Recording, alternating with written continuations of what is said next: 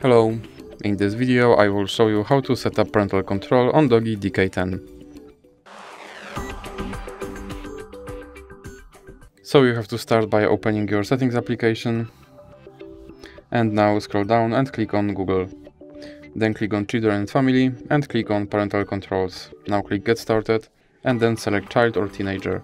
Now click Next and then click Add or Create account for your child. Now you have to enter your child's email address.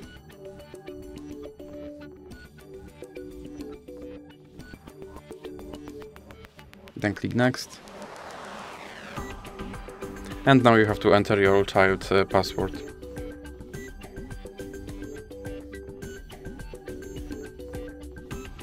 Now click I agree.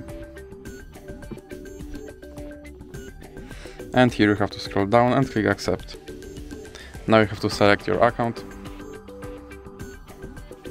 And now you have to enter your parent email address. Then click Next. And now you have to enter your parent password. And now you have to scroll all the way down. And here you have to enter your child password again. Now click Next. And here you have to scroll down and click Next. Now click Next again. And here you can click Install Family Link, or you can click Skip and then you can install this app manually. And now click on Review Controls.